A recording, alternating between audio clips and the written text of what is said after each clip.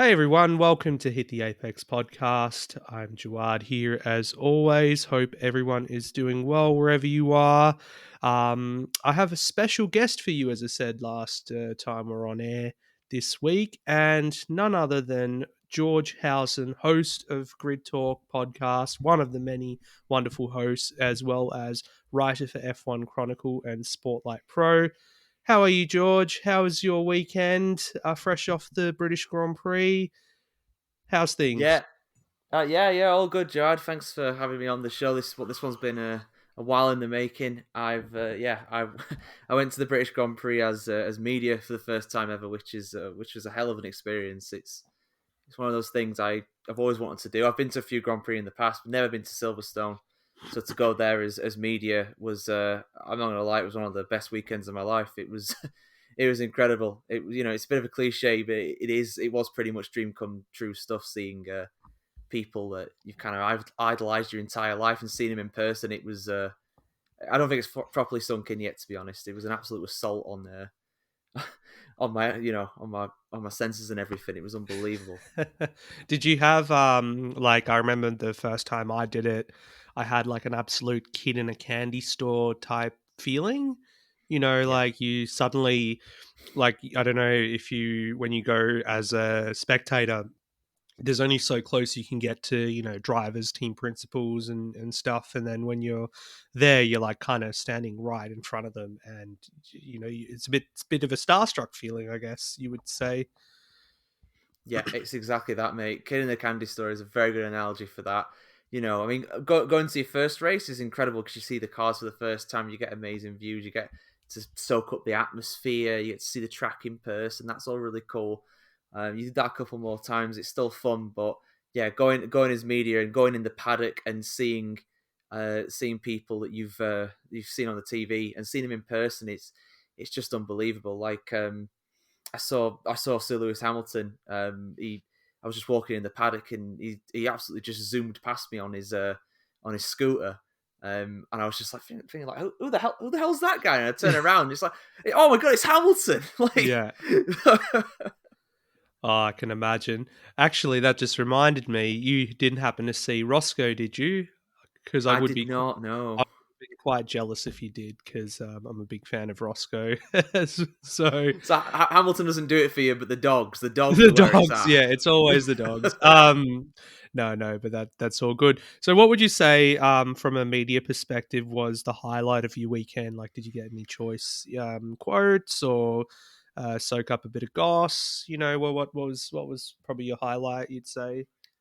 Well, there was a few of them. I mean, I got to sit in on the press conferences after qualifying and after the race for the F1. So seeing those guys sit down and field questions. I mean, I was trying to ask them a question, but um, being inexperienced at this, I only wrote a few questions down, and by the time it kind of came for me to potentially put my hand up, everybody had asked the questions I was going to ask. So I didn't get to ask them a question, but going in the press conferences, that was really cool. Being in the media center as well and being around all the buzz, like you said, all the gossip and everything, and hearing what the other people are experiencing, and hearing from other people, it was really eye opening. And like I said, a lot of the media people and stuff that you see on the TV or online, they Hmm. are different to how you expect them to be. Some people are nicer, some people are not nicer. I won't Yeah. name names, but I for can obvious only reasons. I can only guess from my own experiences, but anyway, we won't go there. But as far as I've always wondered where the actual center is at Silverstone. Is it in the pit building, on the Silverstone wing, or? Yeah, it's above the Hamilton Straight. It's above the actual pits. So when they were lining up to take the race start, we could see the cars all lining up on the straight. So it's literally right above there.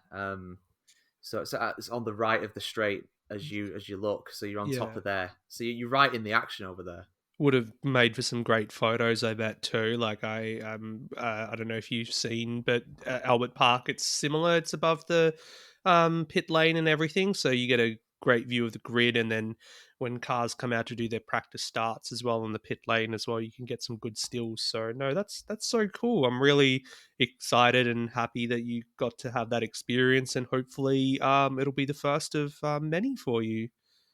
I hope so. Yeah, I mean, I met Davide. Sorry, I can't say his name. Davide Valsecchi. That's it.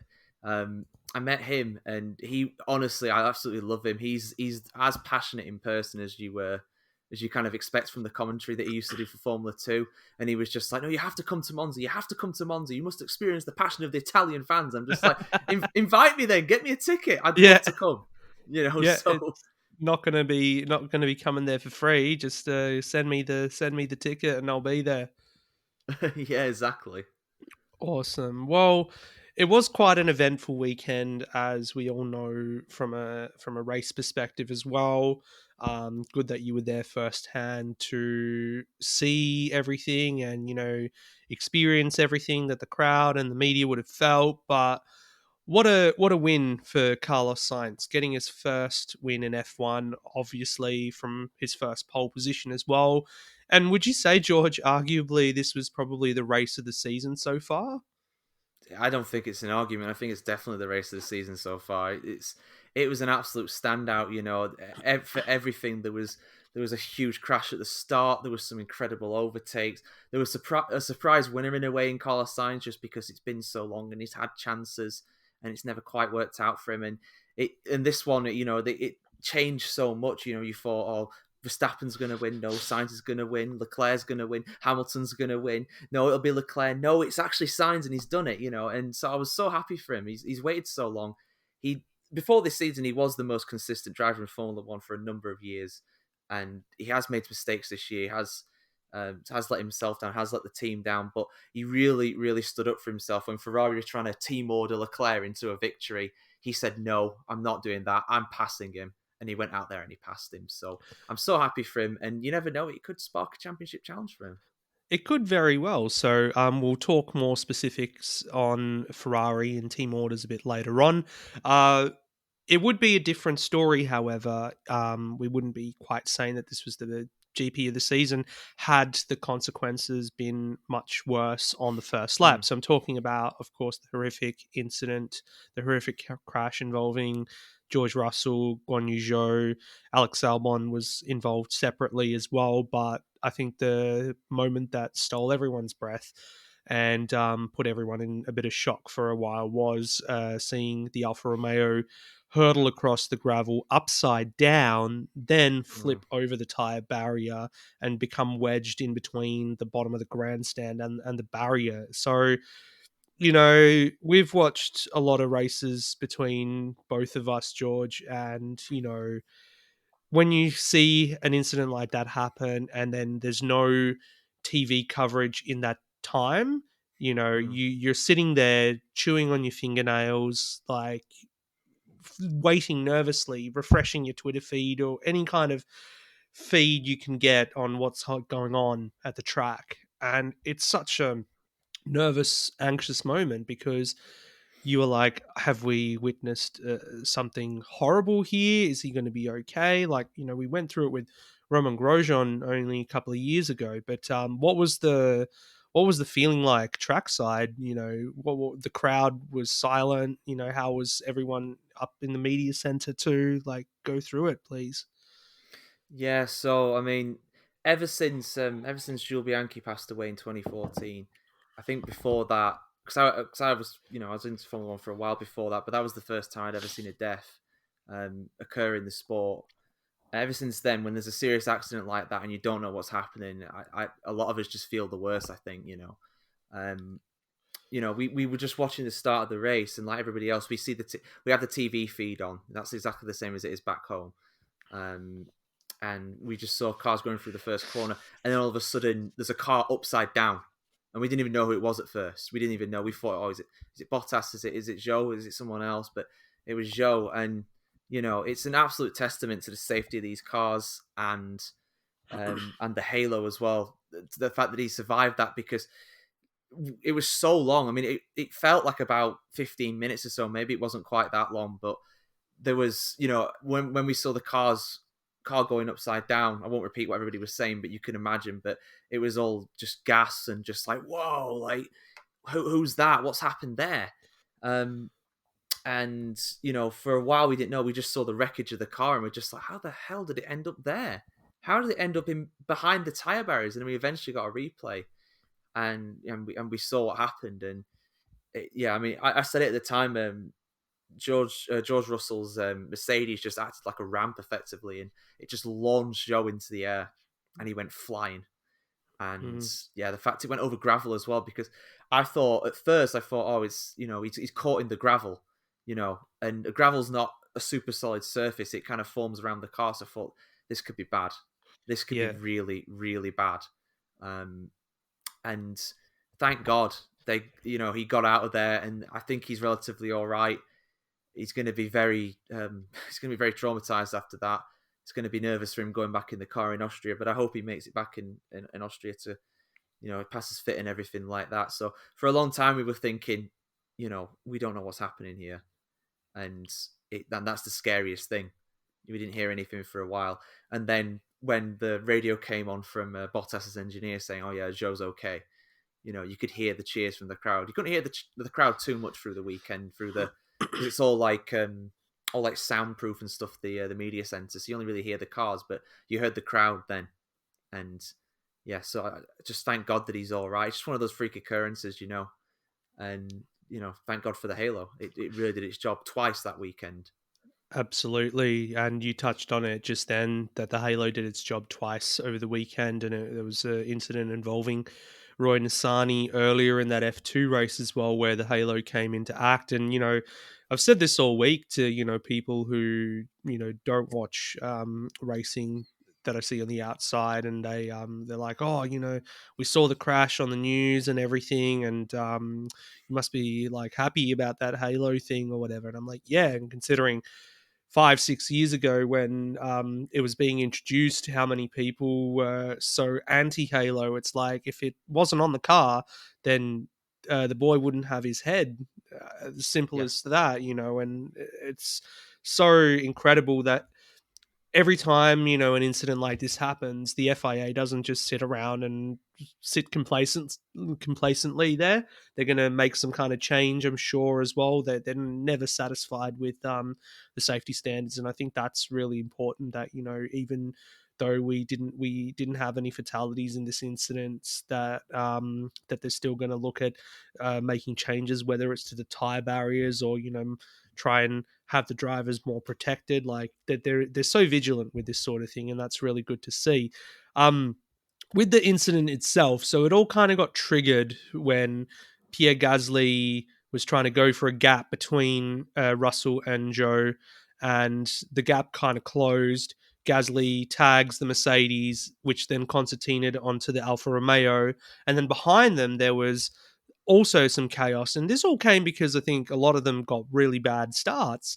Sebastian Vettel went into the back of Alex Albon, which then sent Albon into the pit lane wall, which is a concrete wall, mind you. And then he pirouetted a few times and whatnot. And the fact that Joe just went to the medical center and then was cleared, it's kind of forgotten that Albon actually got taken to the local hospital as well.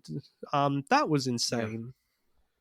Yeah. I mean, it's a big impact at the end of the day. I mean, thank God I've never crashed into a concrete barrier, but I can imagine it's a pretty violent incident. So I think the general rule of thumb is if it's something like a 25 or a 30G impact, they automatically have to go to the hospital, because it's such a big shock. They could have some serious damage for that. And thank God that Albon's all right. Because again, that was a very nasty one. That was a very sudden stop.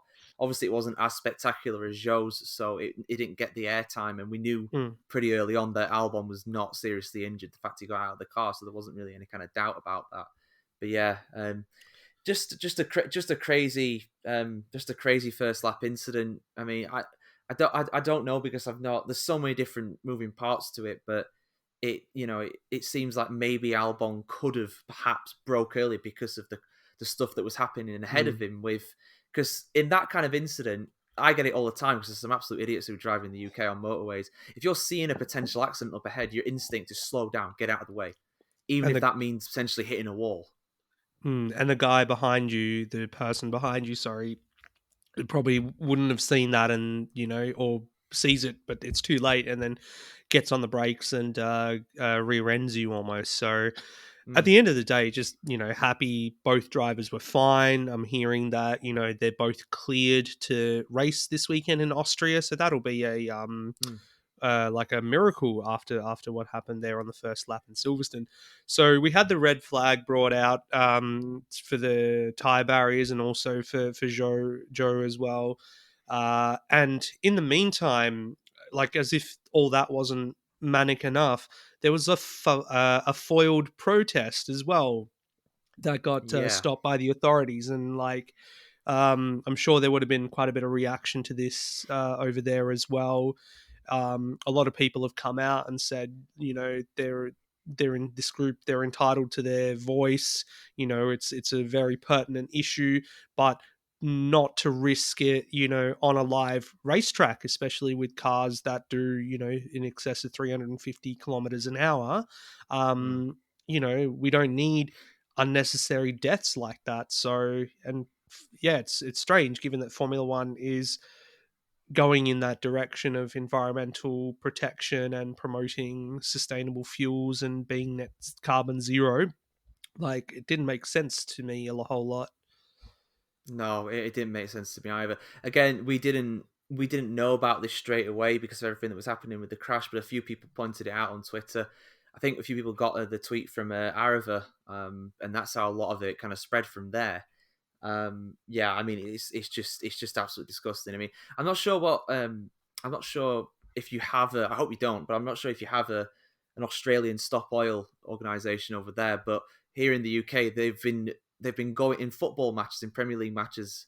They've been running out of the crowd and going onto goalposts and zip tying themselves to the goalpost to get the game stopped, Hmm. to get their message across. And yeah, that's stupid. That's kind of dangerous a little bit, but at least I don't. Nobody's lives are in danger there.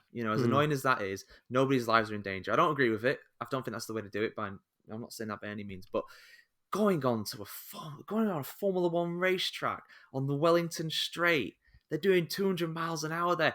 If they hit you, you're dead, and the driver's probably dead too. And there could Yeah, be fans that die in the crowd because of the debris flying everywhere. that's it. So it's It's just the most ludicrous thing I have ever seen. And thank God we got that first lap crashing away, because if we didn't, we could be talking about several spectator and driver deaths here. that's it. And that's clearly not on anyone's agenda, you got to say. And no, I don't think we have any of that interrupting events here, unfortunately. Like, the worst that happens is a naked person runs across the football pitch. So Nah, it's warmer over there, so you guys can get away with it. You can't yeah. do that in the UK. Oh, not in the winter, sadly, but yeah, during the summer when there's cricket on or whatever, there's always some kind of streaking going on. So anyway, we'll leave it at that. So finally, after like 45 minutes, 50 minutes, we have a standing restart. Now, this confused a whole lot of people, not me really, because I was like, it makes sense when you think about it. So they restarted the race in the order that the grid was formed after qualifying, with Carlos Sainz on pole. So the first lap that never happened, we saw Max get ahead of Carlos. Hamilton also got a good start and he was up to third. But because they didn't get to either the first or second safety car line, or they didn't, or the race was red flagged before they actually got to the first timing intermediate at the end of sector one, the results get reverted back to um, the grid order. Yeah, no, that's fair enough. I mean, those are the rules at the end of the day. I think the general rule with red flags as well is that you normally count back a couple laps anyway. So, Yep. if you're going back from lap one, you're going to the start of the race. So, yeah, there wasn't much confusion in the press center as well. A few people were questioning. They were thinking, "Oh, why is that? Why has it got back to Sainz on pole?" But them's the rules. Sainz got a second chance effectively, and he took it a lot better that time. He took it very well. I think he was a lot more aggressive defending from P1. We saw the other Red Bull and Ferrari, Charles Leclerc and Sergio Perez, coming a bit too close together. There was a bit of contact between those two, and both of them ended up with damage to their front wings. It was actually that bad for Checo that he was forced in to get a new front wing. And Mm. Leclerc, was well documented that he lost 5 points of downforce with that, end plate missing from his front wing, but he managed to carry on for the rest of the race. Then we had drama for Verstappen as well on lap 13. He suffered a puncture and sustained some rear bodywork damage as well, and we could hear him throughout the race complaining about the lack of performance and everything, and he really just couldn't get that car to do anything with that damage. But I'm still glad they didn't, because his engineer was more insistent that he carry on, but Max seemed like he was ready to throw in the towel and call it a day. Yeah, I was surprised by that. I mean, at the end of the day, he's a bit like Hamilton in that regard. He wants the absolute best for his car, and if it's not working out, he might. I can see why he might want to kind of throw in the towel. But at the end of the day, he did it. He did a good job to finish seventh. I think some of his defending against Mick Schumacher was very borderline at times, but he made it work. And that car, if you've got a rear end that's not planted around Silverstone, you are really struggling. All them high speed corners, the thing is just going to want to snap and it's going to want to spin around. So the fact that he kept it on the track and didn't really make any mistakes was, that's a testament to how good his car is and how good he is as well. It's kind of a worrying sign for Ferrari potentially, because even on a very bad day for Max, he still gets some decent points. He did, and when you look at the net loss or net gain for Leclerc in the championship, or Ferrari in this instance, it's only 3 points that they lost to, or they gained on Max overall Yeah. this weekend. So it's not much when you think about it. Moving on, we had the pit window open, and Sainz was the first of the leaders to come in, and this was in the middle of. So we had Leclerc right up behind his teammate. And kind of the start of when Leclerc was like, I'm faster, let me through. And this is with the damaged front wing, mind you. So Leclerc in the faster car and had the pace all weekend, but Sainz is the track position.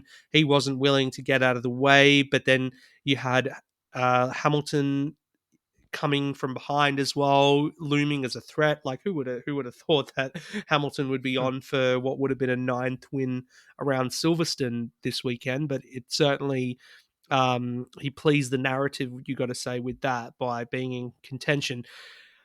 Were Ferrari were Ferrari explicit enough with their team orders? Because it just seemed like they were saying to Sainz, they're like, oh, you need to meet this delta with your lap times. You need to do this. But never did they say, oh, you need to like just let your teammate through. I mean, we criticize Ferrari about a lot, justifiably so, but they used to be so good at doing team orders, as bad as it was back in the day, but they're pretty horrible now, you got to say. Yeah, they're not the same team that they were like 15, 20 years ago, and at the end of the day, people move on and all that. I get that, but yeah, you are right. It. I mean, it was quite wishy washy from them. Just like, oh yeah, do this lap time. If you don't do it, let him pass. And they did do that. They did say, you didn't do the lap, Carlos. Let him through. So they let him through, and that was fine. The big problem I had with Ferrari's team orders, there was two of them actually. The directly the team order when they were going under the safety car restart, and they said, "Oh yeah, Carlos, back him up, mate. Just 10 car lengths, right? We need to protect Charles." And he's just like, "Nah, I'm not doing that. What the hell are you talking about? I'm gonna go for a win. I got the faster tires. I got the undamaged car." And he was absolutely right to do that. And I didn't see this at the time because I think we were all going kind of nuts in the press center at certain points, but. Binotto wagging his finger, which I think is just a bit disgraceful, really. I mean, yes, we know Charles Leclerc is the boy wonder. We know he is the prodigy, the next one, the chosen one of Ferrari. We know this. Everybody knows this. Even Carlos Sainz knows this, and that probably spurs him on to do better. But at the end of the day, Sainz was doing better. He was quicker at that point. He was on the faster tyres, and Charles was in the damaged car. I do think the other problem that Ferrari had as well is that what they should have done is what Mercedes have done a lot. Got the second driver to back the field up under the safety car, get as far back as possible, and then give them the best chance to do a double stack. I don't think they should have changed his wing because he was still pretty quick without it, but if they gave Leclerc soft tyres, he could have easily finished that race in second. He could have even won it. But because of them just choosing to keep him out there on old worn out tyres with a damaged front wing, he was just a sitting duck. So Ferrari's team orders at times are absolutely baffling. Absolutely. And what you said as well about putting Leclerc on the soft tires, they didn't do that, and it really confused a lot of people. Why put Science on the soft tires? Why couldn't they have done both? And there's some people who've even suggested that if they had done it the way that you suggested, with one car backing the other up, so they have enough of a space to do a stack. That they would have at least had both cars on the podium too. So Hmm. no matter what order it was going to be. So it could have been overall a better result. So again, this goes back to this thing that I've talked about a lot on this show, and Tom Horrocks as well on Grid Talk mentioned this term that I'm obsessed with, is the operational sharpness of Ferrari is just not the same as your Red Bulls and your Mercedes, and that's why they win championships so regularly and whatnot in this new era. So um, they kind of got caught with their pants down at the end, and it was quite funny. It has become a bit of a meme. The Bonotto wagging his finger at Leclerc, no doubt, telling him not to say anything or badmouth Ferrari to the media, as I'm sure in that moment Leclerc would be so disappointed and frustrated with the team for what had happened on the day. Um, Going back to kind of the middle part of the race, we had Hamilton briefly lead after both the Ferraris had pitted, which would have been great for the crowd. But then he was let down by a slow pit stop, and that put him behind both the Ferraris. So again, like talking hypotheticals and stuff, if that pit stop was a okay and everything, would we have seen him more closer in that part of the race and challenging them? I mean, and on one hand you've got a squabbling pair of Ferraris, you've got a quick Mercedes. I mean, that could have potentially been the defining moment of the race if that pit stop had gone the right way. It could have been, yeah. I mean, Mercedes, people were saying how Mercedes were going to be good around Silverstone this weekend, and they absolutely were. They were brilliant, especially in the race. Hamilton was absolutely on it. He's just got a knack around that track. I mean, like you said, he's won there 8 times. I think that was his 13th podium out of how many attempts is that? 16. It's only three That's times he such a not That is an incredible. I knew the 13 podiums thing, but out of 16 races, that's such a good percentage.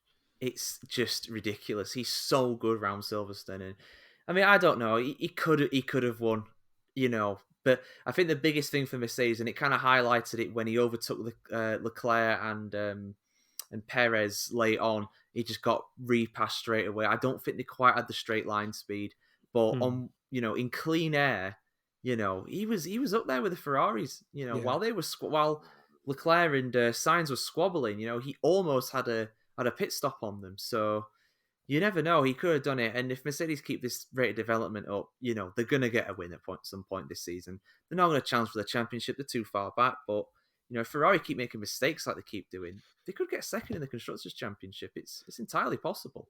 Yeah, and who would have said that at the start of the year? But I'm hoping that my prediction of Hamilton getting at least one win this year will come to light. And also, it means he gets to keep up his record of having had a win in every season he's contested so far in Formula One. So that will be quite interesting to look forward to. So we've mentioned a safety car quite a bit already. So it was lap 40 that we had the safety car come out because Esteban Ocon had a failure on the old pit straight. I'm not too sure what quite happened to his Alpine. Have I you got think it was any a I think it was a gearbox in the end. That was gearbox what in was the end? circulating So around. Yeah.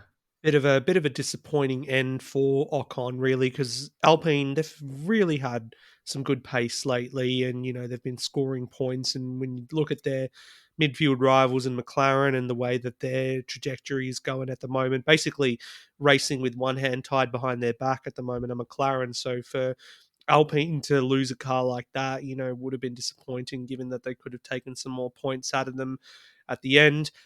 We saw a number of drivers come in at this point to put on the soft tire as well. They were able to do that. We had the instruction, as you said, from Ferrari to Sainz to give 10 car lengths to Leclerc. He said, "No way, Jose."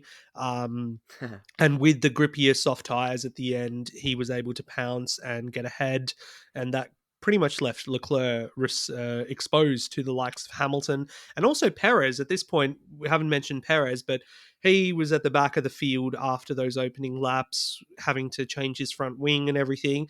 And basically, that middle stint that he did was able to get his way back into the top 10. And then the safety car comes out at the right time. So he gets a free pit stop to put on the soft tyres and then be in a competitive position to challenge for the podium at the end. Yeah, Perez had a hell of a race. I love Checo. He's such a good driver. Like, he might not be the fastest outright in terms of pace, but he can just eke everything out of them tires. I love watching him. I think he's fantastic, and I'm so happy that he had such a great result because it was looking like being a really dismal day for him. You know, he was just before the safety car came out. It was looking like, oh, you know, he's done really well, but he's quite slow. He's been caught by the McLaren and the Alpine, but it came out at the right time for him, and he got a second place, which is, you know, he's effectively done last to second there in a race, which is so impressive by anybody's standards. And yeah, you mentioned McLaren as well. I'm a diehard McLaren fan. I'm a big Daniel Ricciardo fan as well, and I've said it multiple times on Grid Talk. It's just not working out. We've not mentioned Daniel, but what was he, 13th in a 14-car race by the end of it, without any reason for that. I don't know any reason why he was that far down. It was an absolutely dismal weekend for him.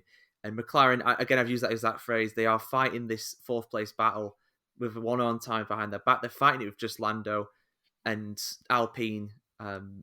Alpine, obviously, they're doing quite well. On current form, they're going to get fourth in the Constructors' Championship, especially with how well Fernando's doing now. Alonso's really on it. He had a great result of the weekend. He was helped by a poor pit stop by McLaren. That cost Lando a place. Well, I say poor pit stop.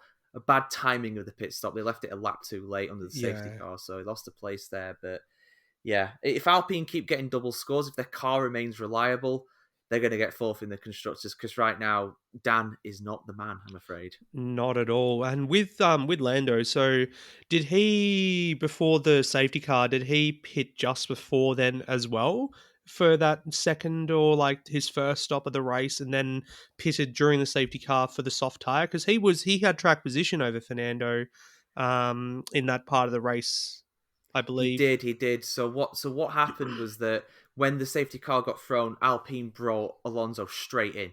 Mm. And the McLaren didn't do the same because they had a little bit less time to react, probably. But still, it's a little error from them. So they pitted Lando the lap after, but obviously Lando had some running behind the safety car, so he was slower than the guys who were in free air. So Fernando jumped him doing that. Just a little error from McLaren that cost him a place there, because before that, Norris was ahead of Alonso. He was, but he did get to finish where he started, ultimately in sixth, but yeah, losing out to the Alpine, who they've been fighting all season as well. And scary to think too, like in the early races when we saw this incredible pace from Alonso, or flashes of this incredible pace, but then it didn't quite work out, you know. And of course, everyone, we talk about how he could have got pole position in Australia, how that would have worked out for him in the race and everything. It's scary to think about the points that Alpine have lost so far this season as well. They could already be in fourth and quite a while ahead of McLaren too at this stage. But we've had such a great battle set up because of these leading drivers switching over to the soft tyres at the end there. Leclerc on his old tyres was able to fight with them, but he was rather exposed, you've got to say. But yeah, 5 cars at the end of the race, you know, and this is just a testament to these new cars. I mean, you know, I say it all the time that I'm not a fan of the street tracks, the new street races that Formula One seems to go to and seems to think is the future and all that. Put these new ground effect aero cars on a track like Silverstone with those fast corners and long straights as well, and they're going to give you good racing. And we saw that. Yeah. Yeah, no, I'm with you. I'm with you on this 100%. Like, this is the first truly high-speed corner track of the season. There's not that many of them. But yeah, having these cars there because of the ground effect and everything, they are just rapid round these corners, and it was amazing to see. You know, the lap times were not that far off of last year's, and that's with cars that should be about 2 or 3 seconds a lap slower. So that just shows A, how much progress they've made already, and B, how bloody quick those things are around the corners. It's amazing to see. I love it. And yeah, like you said, the fact they can follow quickly is closer as well. I mean, we had a 5 car battle for second place or whatever it was in the closing stages. It was brilliant. It was the stuff we see in the F1 game, Yeah. but it was in real life. It was fantastic to see. A great advert for Formula One, and as well the Silverstone crowd, 400,000 people over the weekend. It's just mind-boggling. Yeah, and like, it just seems to be the hottest ticket at the moment going to a Grand Prix, and especially one like Silverstone, if it puts on this sort of racing year in, year out now with these new era cars, then who wouldn't want to be there? And I don't know if they just turn up the effects or whatever during certain weekends for the crowd and whatnot, but like watching the race on TV at home, especially when Hamilton had that overtake on both Leclerc and Perez going into the final corner, he just kind of snuck his way around both of them when they went wide. Um, you just heard this roar through the TV, and like, I don't care if it was, artificially turned up, but to me, that's just like, that's Coliseum stuff right there. That's incredible. I was really like, at what, 1 or 2 o'clock in the morning here, needing to go to sleep, but then it was just like, whoa, that's energized me. This is great, and we got to see them duke it out for those last laps. And yeah, Checo ends up P2. Hamilton with his 13th podium plus the fastest lap as well, and Leclerc the big loser in P4. Yeah, no, from actually being there, I can tell you, I can confirm that noise was not artificially turned up. There were 2 points when the crowd went extremely loud. Obviously, when Gran Yujo was declared all right, and the other one was that pass on Hamilton. I mean, and in the press center as well. I didn't really know what to expect. I generally thought people might be quite like, oh yeah, we'll be in neutral here and all that. No, that went completely out the window when Hamilton did that double pass. Everybody was up. It was like people were like bear hugging each other. We Mm. were all clapping. It was all like, yes, get in. And then he got repassed twice, and the mood just completely went on its head. And we're just like, oh, for God's Yeah. sake, no. I It was such a roller coaster of emotions. I love being a part of that. It's so good. I think, just fans of, neutral fans of racing in general would just have enjoyed that spectacle. So that pretty much rounded out those positions. Of course, Alonso ahead of Lando. We mentioned earlier that Max came home to finish seventh, and seventh is still seventh. He scored points. You questioned a little bit his driving standards, battling with Mick Schumacher in the final laps. And yes, I did say he was Hmm. battling Mick Schumacher because Mick Schumacher scored his first points in F1, and that's after Yes. qualifying in 19th too. So I remember being on Grid Talk on Saturday after qualifying saying, yeah, there's no chance he's getting any points. He's going to be there with Stroll and Aston Martin just making up the numbers and everything, and be lucky not to crash out the race. But Mick scored his first points finally, and not only that, it was double points for Haas, which is what, the first time since like 2018 or something they've done that too, with Kevin Oh Magnussen finishing my. in 10th. Wow. But great result for those guys. Yeah, fantastic for Hash. You were kind of fearing that they were going to be dragged down to the bottom again and all this and that. And it's, even Aston Martin have passed them somehow. But yeah, great for them. They didn't really show any pace whatsoever before the race, but they kept the cars in there, they kept the noses clean, and they did very well. And it could have been easily better for them, like you said. Mick Schumacher definitely could have got past. Definitely got to got past Max Verstappen, and K Mag as well, coming home in 10 solid points there. It's fantastic for them. I really liked it, and I saw Gunther Steiner before the race. I saw him on the pit wall, and he didn't look very happy. He was just there like, oh my God, I'm gonna have to go through this again. This is not going to be fun. And then I saw him in the paddock after the race when I was leaving, and he had such a big smile on his face. And I was just thought, that's what I like to see. I'm glad he's happy. He looked like a completely different person. It was great. So hopefully this is the kind of boost they need to get up the standings, because they're not far off AlphaTauri. They could get into seventh quite easily.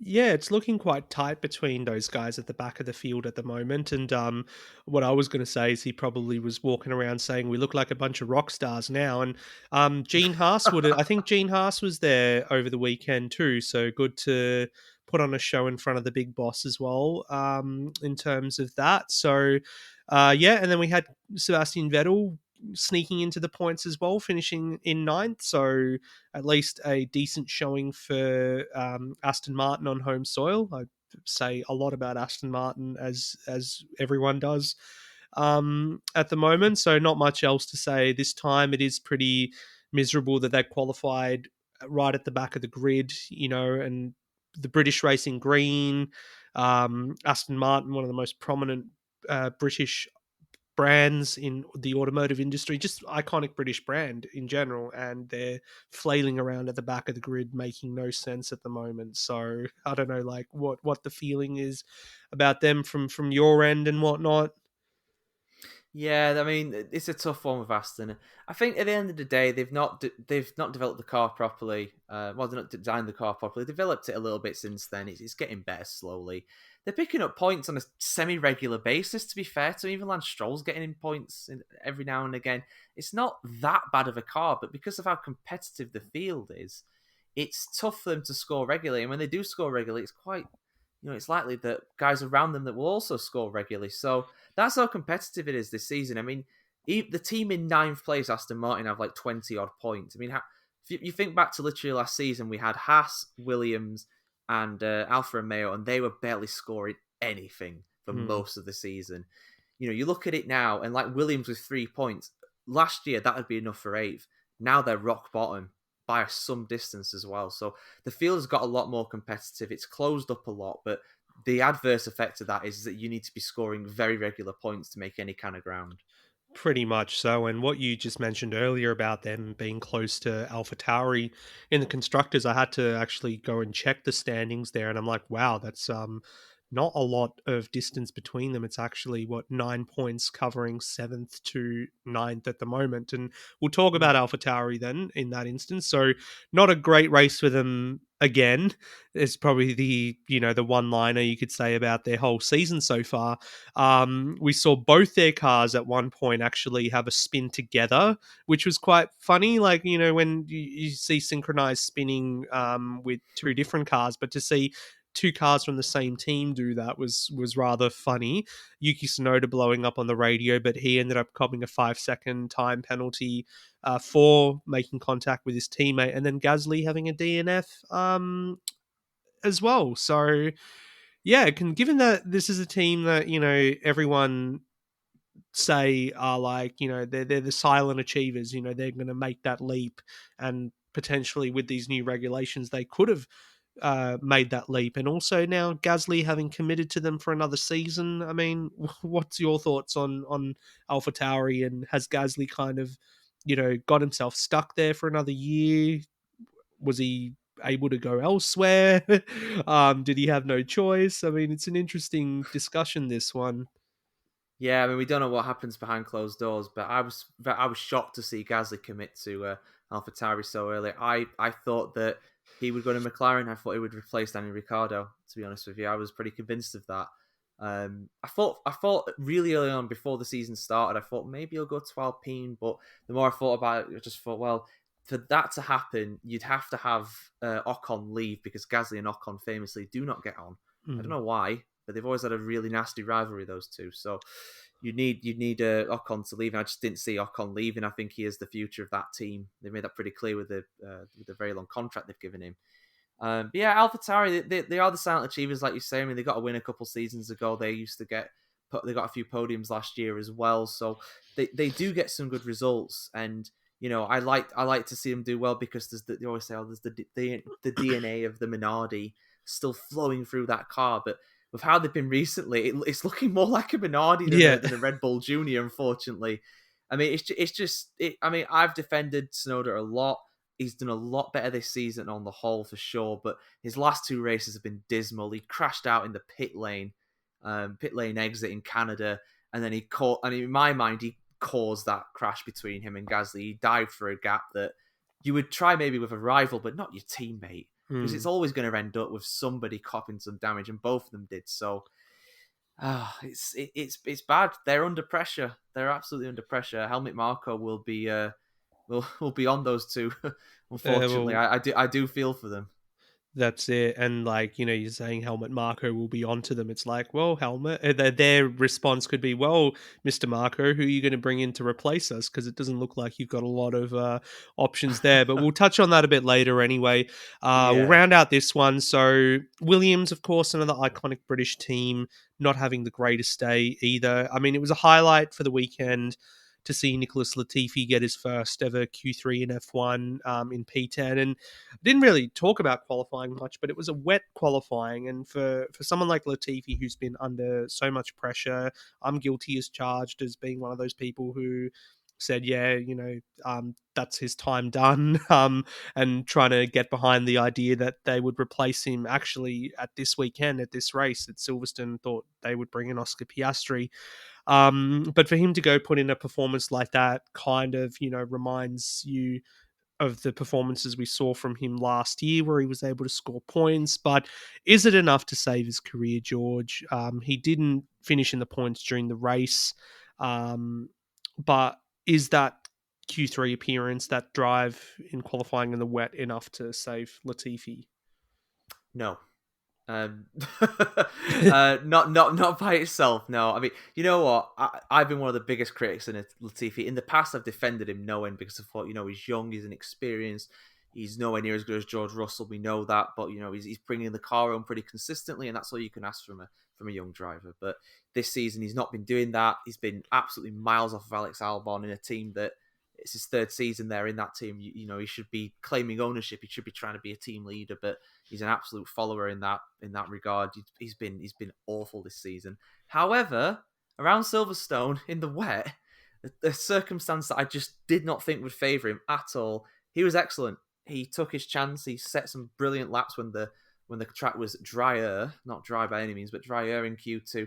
Got a few to Q3. Williams' first Q3 appearance of the season. His first Q3 appearance in his career. So to do that, fair play. And he ran in the points for a good amount of the race. It was only the last 10 or 20 laps where he dropped out, which is I think that's just unfortunately that's a simple, that's the pace of the car really showing itself. But no, I mean, he can save his career. He has to do more performances like this, but obviously waiting in the wings, we do have Oscar Piastri. We also have a Williams development driver in Logan Sargent, who also had an excellent weekend this weekend. And he's American as well, so he's going to bring a lot of an interest around him. I actually asked him in the press conference after the F2 if he's eyeing up that seat for next year, and he basically said, "I'm just keeping my head down and doing my best." And I thought, okay, the way you're looking kind of suggests that you're eyeing it up. But all right, He's hungry. He is for that. And then rounding it out, as we touched on before, we had Daniel Ricciardo. Just a sad race, finishing in 13th. And I've got here that he had 4 trips to the pit stop. He had 4 trips to the pits as well, so that might explain why he had such a miserable race. But he's just got no race pace. Like, he's got no race pace, George. This is this thing that I can't get my head around, is that, we see Lando be able to put in some consistent times, top 10 times during the race, but Ricciardo just he used to be, one of his trademarks used to be how good he could race on Sundays. We saw those awesome overtakes, the dive bombs, last of the late breakers and everything. But this is horrible. Yeah, it's painful to watch. It really is.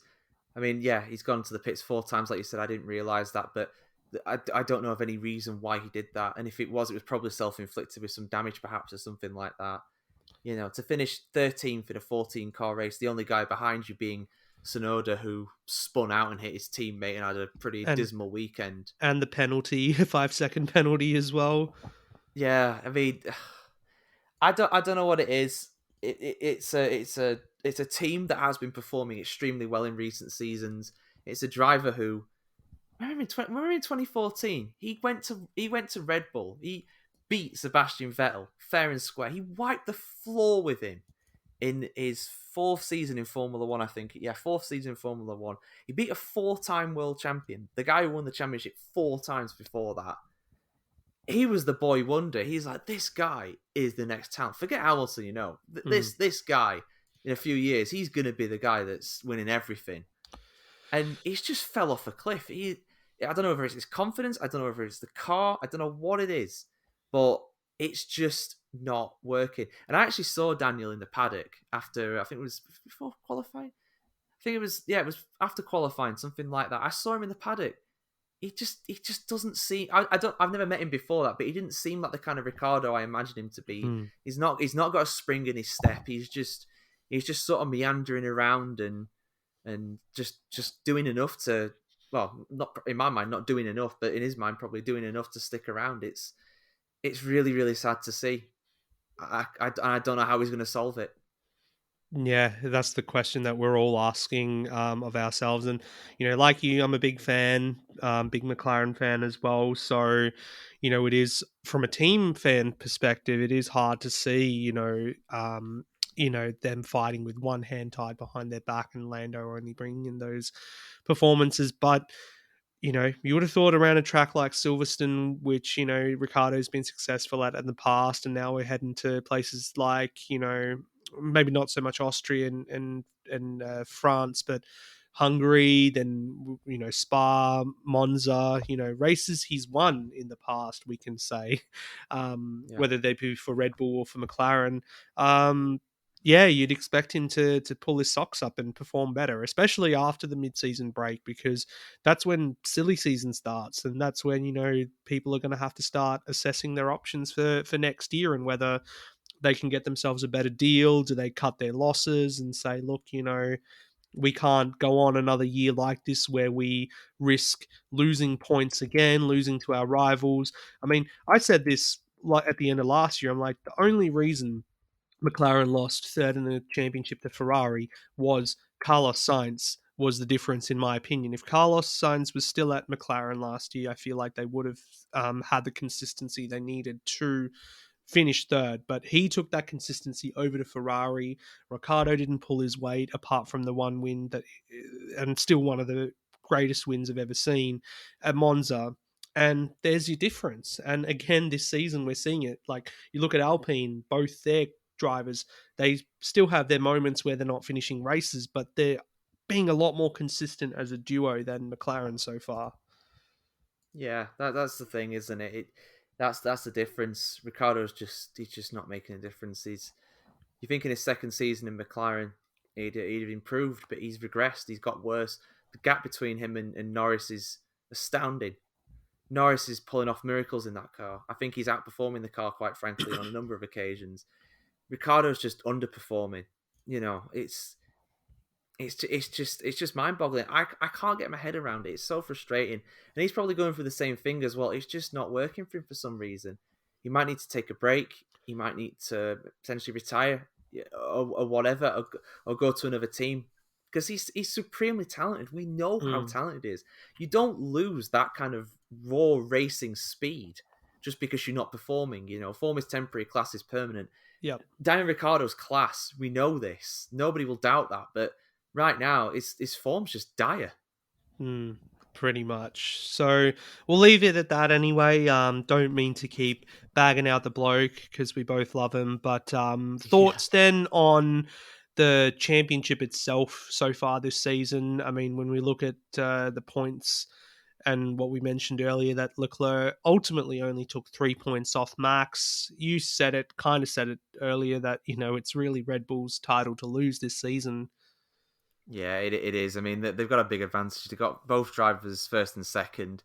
There's a big gap between them, and the both Ferraris are not that far behind Sergio Perez. But Ferrari have made some mistakes. They've had a lack of pace at times. And the unreliability has really, really cost them a lot. Because before that, it was quite tight. And it was quite a good battle between Leclerc and Verstappen. But we need to see Leclerc beat Verstappen, or Sainz beat Verstappen for that matter, out on track, fair and square, no incidents, just pure pace. We need to see that, because we haven't seen that. We haven't seen that arguably since the opening round of the season. Because even in Yeah, Australia, when Leclerc won, sorry, Verstappen retired from mechanical failure. So we've not seen that since the opening round of the season. So yeah, I think it was both Bahrain and Saudi. We saw them being able to fight wheel to wheel out on track. So yeah, absolutely, they need to do something to improve. Otherwise, it's going to be a one bull race, I would say, not one horse race, with both the Red Bulls out front, and they've got a healthy lead in the constructors' championship too. So that's the British Grand Prix weekend. We had quite a bit of news coming into the weekend about some Oh boy. unsavory acts as well. And I've voiced my thoughts on this quite loudly in an article I wrote, and then I mentioned it on Grid Talk as well, kind of reluctantly at the end of the episode on Saturday. Just want your thoughts, George. Like, it's not a thing where you can say, oh, it's the old person or the old bloke in the house that's got the archaic mindset, but Yuri Vips as well, young up and coming star in Formula 2. He was on Red Bull's books as a junior driver and potentially could have had an AlphaTauri drive in the next year or two. But if Mm. even, youngsters like that are still thinking it's okay to use that kind of language, what are we doing wrong? Like, what's gone wrong in society? And given the fact that, you have Sir Lewis Hamilton doing the work he's doing to try and raise awareness around these causes, not just raise awareness, but also get people to take action. Yeah, yeah, no, no, you absolutely summed it up well there. I mean, I never feel tentative about mentioning an article like what you wrote, Jared, because I read it and it's excellent. You got your points across very well. I don't think you could have done that any better. So it's Thank a great you. article. Go read. No, honestly, man, no, seriously, it was great. I really enjoyed reading that. I think if you haven't checked that out yet, definitely go and do that. I can't remember the name of the website off the top of my head, unfortunately, but yeah, no, it's just disgraceful. When I heard about it, I was trying to give him the benefit of the doubt because I thought, well, maybe you shouldn't say words like that, of course, but you may think maybe perhaps it's kind of taken out of context. And I actually looked at it and I thought, no, it's not. Mm, He's just said that, and it's just indefensible. People might say that people from Eastern Europe are not as well educated in other cultures and other races, and for the most part, that is sadly true. Just because their societies are not as multicultural as a lot of others around the world. However, you can't go doing that. And the other thing as well is that Yuri Vips, he is not from a random village in Estonia and has lived there his entire life and has never met a black person. He is a racing driver that travels the world. It's not like he's in this bubble. Like, he doesn't see people like that or interact with people like that. So there's absolutely no excuse for doing that on a live stream where people are watching. It's hmm just disgraceful. Red Bull have done the right thing to sack him. High Tech have done the wrong thing to keep him. And I do like that Formula 2 have said, look, we're surprised at this decision. Because I was surprised at it too. That's his career ruined because no sponsor's going to want to be associated with him after that. You don't want to be associated with a racist. It's just ridiculous. Yeah, and that's the thing. Like you mentioned too, he's traveling around the world, and he's associated with the Red Bull Academy. And to me, you know, academy like Red Bull, no matter like what sport it is, they're not only going to be teaching you about racing and stuff. I thought they would be getting some kind of education into culture and like PR wise as well, what to do, what not to do, kind of thing. And that's definitely on the list of things not to do. Like, I Mm. know well when doing live streaming or playing games online and stuff like that, or doing podcast, what kind of language I can use, what kind of language I can't use, and for the most part haven't done a lot of swearing in general online because you don't know if someone's going to be offended by that. But the Mm. fact that he felt that it was okay to just drop that word like he did or whatever, like he's in some kind of I don't even want to go there, but just it's just culturally inappropriate. And then for PK as well, Nelson PK, 3-time world champion. Yeah. The fact that after that interview from last year, there was another interview that was brought up from 2016 where he was talking about the championship with Rosberg and Hamilton as well. Was like, well, that wasn't it proves to you that wasn't the one-off occasion. So, but anyway, like thanks for sharing your thoughts on that, George.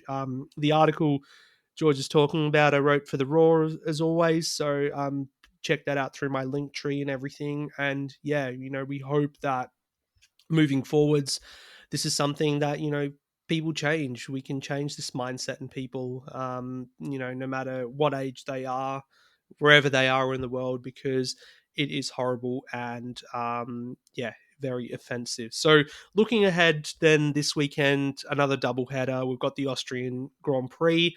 It'll feature the sprint for the first time as well in 2022. So first of three sprints that we're going to have. I think it's not in Monza again, is it, George? I can't remember where the other two sprints are.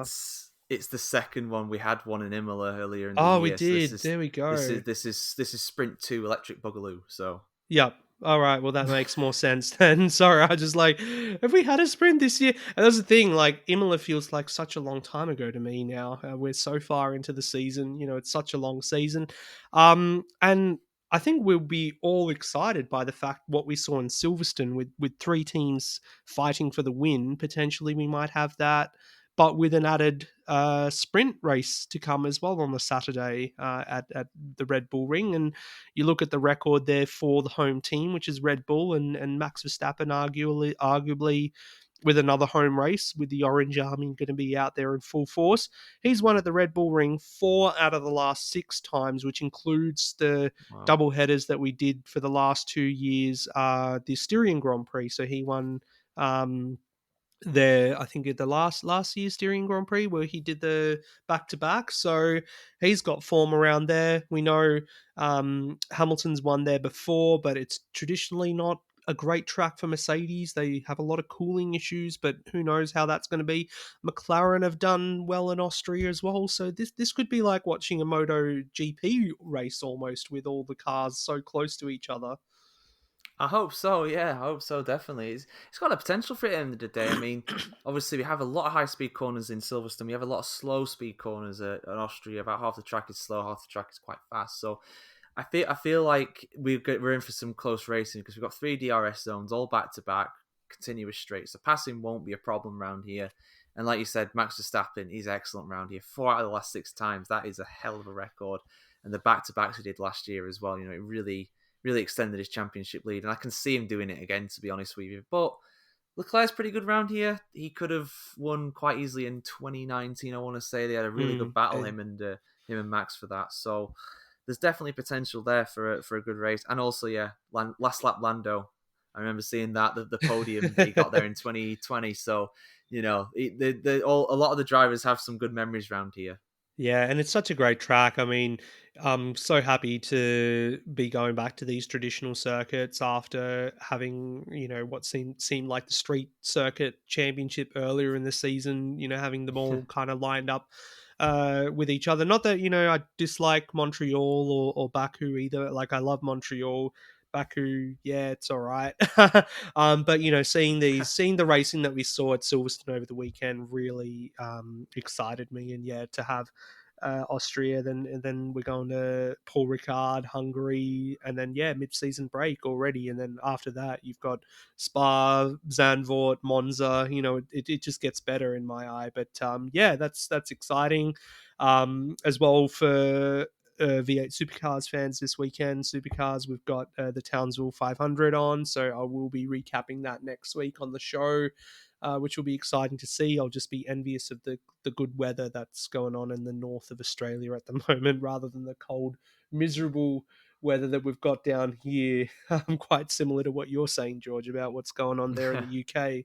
Even though it's your summer, I don't get that. It's England, mate. It's England. You can get bad weather any time of year. Actually, to be fair, it's kind of warm. It's 16 degrees here at night, which is not bad for us. But yeah, it's been a bit grey and miserable today. There Just you continue go. the weather from Silverstone. There you go. So yeah, but yeah. Anyway, that kind of wraps up this one. Before we go, if you want to plug anything, George, go for it. Yeah. So obviously, I'm a member of a Grid Talk podcast. We do race reviews. We do qualifying reviews. We'll do a sprint review, obviously, this weekend as well. We preview things. We have a fireside side series as well, where we interview people from the world of motorsport and give our opinions on topics that don't get covered very often. Tom Horrocks, the only host, that does an excellent job with that. Obviously, it's hosted by the F1 Chronicle, so go check out the articles on there. Quite a few from the British Grand Prix weekend myself, so that's f1chronicle.com. And yeah, I'm the guy also behind spotlightpro.com, but we're going through a little redesign at the moment. So when that's all confirmed and everything, we'll bring you more news on that. But yeah, those are my outlets. Most people have probably plugged social media, but I really scale that back now. I don't really do that so much these days. But yeah, no, thank you for having me on, Jared. Been a great conversation today about an amazing weekend in Formula One. I'm really happy that you were able to come on and that we were able to make it line up with the British Grand Prix. So it all Mm. worked out in the end. Thank you again, George. Thank you again, everyone, for listening. Remember, you can find all my links in the description for every show. And I always do plug F1 Chronicle and Grid Talk as well. So that's where George says you can primarily find his work as well. So please go check him out. Great, great content as always for them. And then, of course, you can find my links as well to the podcast and my articles on the Raw. So until next week, until we wrap up Austria and Townsville, thank you very much for joining us. And we'll see you next time.